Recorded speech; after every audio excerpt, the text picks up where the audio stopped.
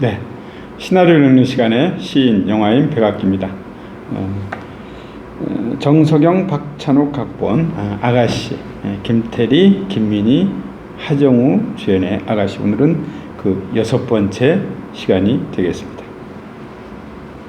씬 78 후원 새벽. 인형을 안고 어딘가를 올려다보는 10살의 희대꼬. 화면이 넓어지면 주위 사람들이 한 곳을 올려다보고 있다. 벚나무 가지에 매달려 흔들리는 이모, 눈을 감고 평온한 표정이다. 사사키 부인이 희대꼬를 발견하고 눈짓을 하자 하녀가 반짝 안아들고 떠난다. 별채 2층 창가에서 내려다보고 선 이모부의 실루엣을 알아보는 희대꼬. 시점으로 이모부가 멀어진다. 성인 희대꼬. 그 밤부터 서재만 다녀오면 하는 버릇이 생겼다. 씬 79 희대꼬 방 새벽에서 후원 해질녘. 대야를 끌어안고 토하는 10살의 희대꼬. 카메라가 창으로 팬하면 어느새 해질녘 후원의 벚나무가 내려다 보인다. 철봉하듯 팔을 쭉 펴고 몸에 힘은 뺀 채 가지에 매달린 성인 희대꼬. 눈을 감고 시체놀이를 하는 듯 대롱대롱. 씬 80 서재 저녁. 하인들이 집사 지휘하에 행사 준비를 한다. 코우즈키와 히데코의 책걸상은 치워 양벽에 붙여놓고 군데군데 다다미 몇 장을 드러낸다. 그 자리에 같은 크기의 목판에 담긴 미니어처 연못과 바위가 솟은 모래밭, 분재가 심긴 흰 자갈밭 따위를 가져다 맞춰 끼운다. 실내에 축소판 일식 정원이 꾸며진다. 씬 81 대문 저녁. 운전기사가 모는 고급 차가 들어간다. 긴장한 얼굴에 백작이 뒷자리에서 내품은 담배 연기가 허공으로 흩어진다. 희대꼬 소리. 말해보라 줄리엣. 이 경솔한 젊은 기사가 그대를 구해주기를 원하는가. 씬 82 서재 밤. 꽃꽂이 꽃처럼 앉은 희대꼬 낭독한다. 만족한 기색으로 듣는 코우즈키. 차를 마시며 귀 기울이는 7 남자들. 희대꼬. 공작 부인은 유유히 고개를 가로저었고 나는 그것이 말할 수 없이 섭섭했다. 목소리를 살짝 바꾸며 자, 용감한 기사님. 손님들을 차례로 돌아보던 희대꼬. 충격받은 사람처럼 눈도 안 깜빡이면서 자기를 응시하는 백작을 발견한다. 고개 돌려 카메라를 바라보는 희대꼬. 사실 신사들의 머릿속을 상상하기란 전혀 어렵지 않아. 씬 83 생퐁 공작의 살롱 맛. 희대꼬의 상상. 엉덩이를 드러낸 채 침대에 묶인 줄리에트 역의 희대꼬. 서재 인서트. 낭독하는 희대꼬의 정면 얼굴. 자기 자신 줄리에트 희대꼬를 보고 있는 표정이다. 줄리에트 희대꼬 곁에 선 생퐁 공작 역의 코우즈키. 말 엉덩이를 그렇게 하듯 줄리에트의 엉덩이를 쓰다듬는다. 조금 떨어진 곳에 서서 그 모습을 바라보고 있는 기사역의 백작. 세 남녀가 말할 때 입모양에 맞춰 희대꼬의 목소리. 생퐁 공작 코우즈키. 여기 오래된 흉터와 신선한 분홍색 상처들을 보고 어떤 생각이 드시오. 기사 백작. 너무도 가엾고 애처워 할짝할짝 혀로 핥고 토닥토닥 쓰다듬고 싶소이다. 생퐁 공작 코우즈키. 그렇게 가엾다면 당신이 맞아보면 어떻겠소? 그녀에게. 84 씬 84 코우즈키 저택 서재 밤. 차를 마시는 것도 잊은 채 이야기에 빠져든 7 손님들.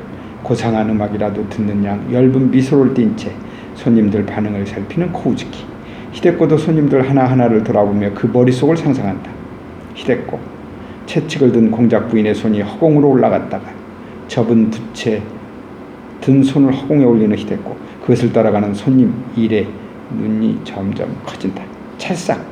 씬 85 생퐁 공작의 살롱 낮. 희대꼬의 상상. 입을 꽉 다물고 채찍을 내리치는 줄리에트 희대꼬. 침대에 묶여 신음을 토하는 손님 일의 얼굴. 씬 86 코우즈키 저택 서재 밤. 부채를 든 희대꼬의 손이 다시 올라갈 때 그것을 바라보는 손님 2의 턱도 따라 올라간다. 손님 2를 바라보는 희대꼬. 히데코. 그리고 또 한 대. 이미 눈을 질끈 감는 손님 2. 찰싹. 씬 87. 생퐁 공작의 살롱. 낮. 히데코의 상상. 침대에 묶인 손님 2의 엉덩이에 내리치는 줄리엣의 채찍. 히데코 소리. 찰싹. 비명을 내지르는 손님 3. 히데코 소리. 나의 그것은 고통스러울 정도로 부풀어 올랐다. 때리기를 멈추는 줄리에트. 히데코. 생퐁 공작 코우즈키. 그녀를 10분간 당신의 것으로 해준다면 내게 무엇을 주겠소? 기사 백작. 당신이 원하는 것은 무엇이든, 이 세상에 존재하는 것은 무엇이든. 침대 기둥에 묶인 기사. 백작의 팔을 풀어주는 생퐁 공작 코우즈키. 히데코 소리. 공작이 결박을 풀어주자 나는 의자에 앉아 그녀를 끌어안고. 히데코. 그녀의 그것에 나의 것을 집어넣었다.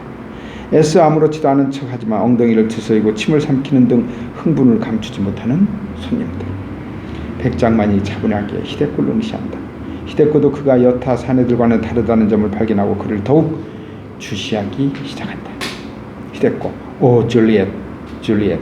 신사들을 하나하나 바라보는 히데코. 흡족한 표정으로 손님들을 둘러보는 코우즈키. 공작이 뒤로 다가왔다고 느끼는 순간 내 목엔 밧줄이 걸렸다. 서서히 뒤로부터 목이 조여왔고 나는 물에 빠진 사람이 무엇이라도 붙잡으려는 것처럼 몰아치는 급류 같은 그녀의 머리땀을 손에 감았다. 공작이 말했다. 이제 10분이 끝나가는군. 이야기 속으로 빠져든 백작. 숨막히는 표정으로 히데코를 바라본다. 천천히요 여보. 저는 아직 이자의 고통을 충분히 즐기지 못했어요. 히데코 두 손으로 목을 움켜주고 목 졸린 사람처럼. 안 돼.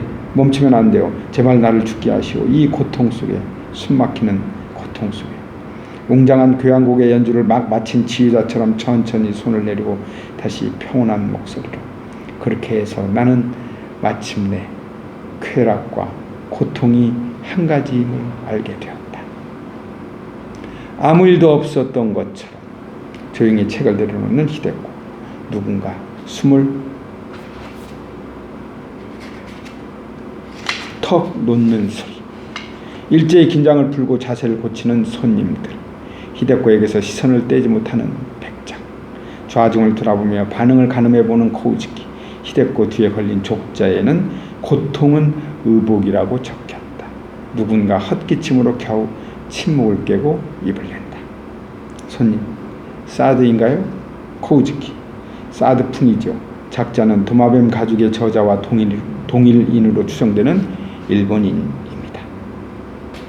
서로 얼굴을 돌아보며 술렁이는 손님들. 함부르크에서 온 배의 일본인 선원에게서 구했지요.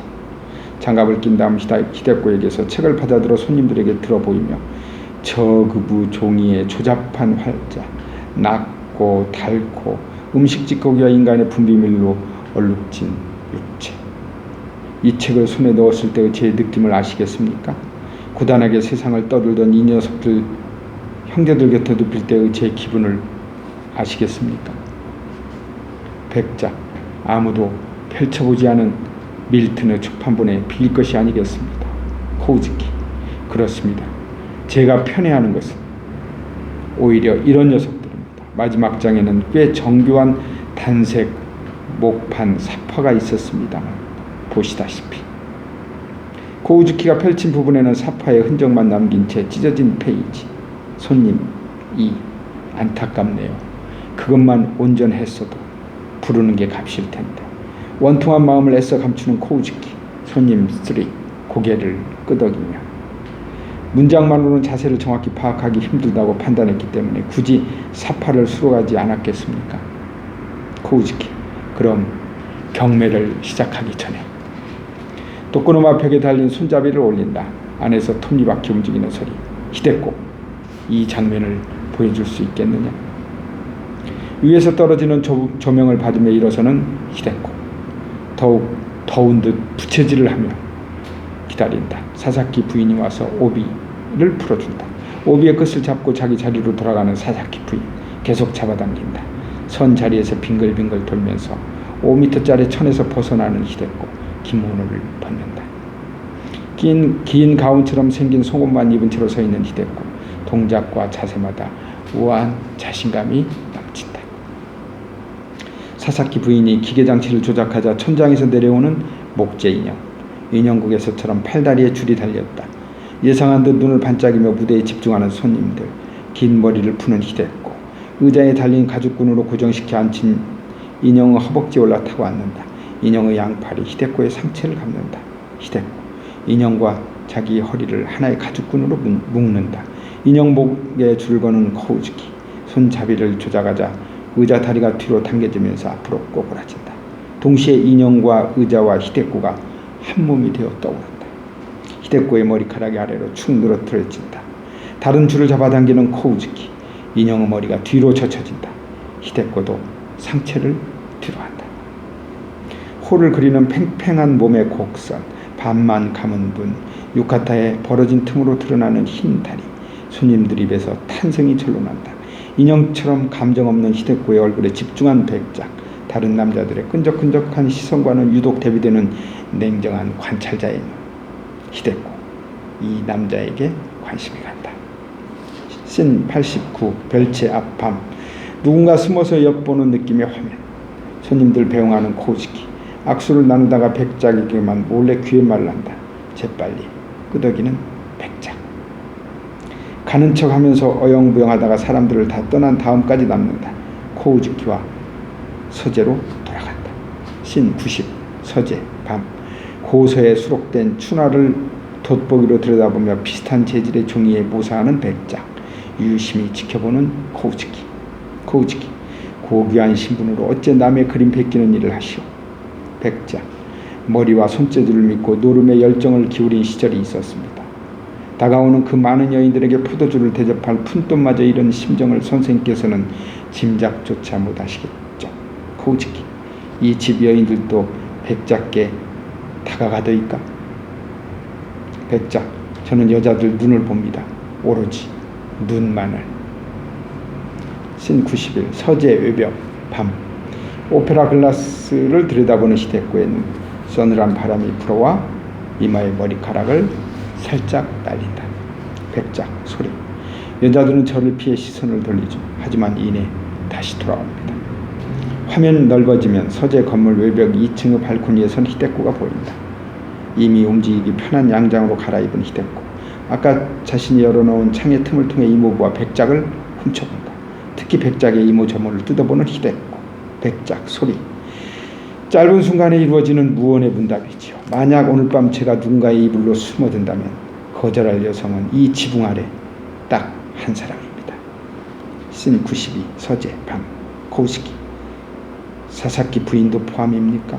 백작. 사사키 부인은 잠깐 망설이다. 선생의 전처가 아니십니까? 일본 여인과 혼인하기 위해 버리신, 놀랐지만 꽤 능숙하게 표정 관리하는 코우즈키. 하녀들이 말해주더군요. 아직도 잠자리를 함께 하신다. 코우즈키의 입꼬리가 비틀린다. 질문 하나 해도 될까요? 코우즈키. 물론. 백작. 어째서 그토록, 즉 아내를 버리면서까지 일본인이 되려고 애쓰시는지요? 코우즈키. 조선은 추하나 일본은 아름답기 때문이요. 백작. 일본은 추하나 조선은 아름답다는 일본인도 보았습니다만. 코우즈키. 아름다움은 그저 잔인한 법인데 조선은 무르고 흐리고 둔해서 글렀소. 백장님을 거절할 단 하나의 여자 이야기나 어서 하시오. 사사키 부인도 포함이요. 백작. 사사키 부인은 적절히 신호만 드리면 속옷을 입지 않고 제 방문을 두드리실 뿐입니다. 잠깐이나마 냉기 어린 침묵이 감돈다. 이윽고 코우즈키. 전혀 감정이 섞이지 않은 말투로. 코우즈키. 내 생각과 정확히 같소. 그럼 누굴까? 거절할 단 한 명은? 백작. 동서양의 책 만드는 연장들을 최상급 골동으로 수집하셨다고 들었는데 두리번거리며 안 보입니다. 코우즈키. 나중에 보여드리리다. 거절할 단 한 명은 누굽니까? 못 당하겠다는 듯 피식 웃는 백작. 백작. 우연히 마주쳤을 때 히데코 아가씨는 눈을 돌리지 않으셨죠. 오히려 제가 시선을 돌려야 했어요. 아가씨는 마치 창에 장막을 쳐놓은 것처럼 시선이 안쪽으로만 향해 있더군요. 코우즈키. 그 아이가 오늘 밤 백작의 끈적한 꿈에 나오겠습니까? 백작.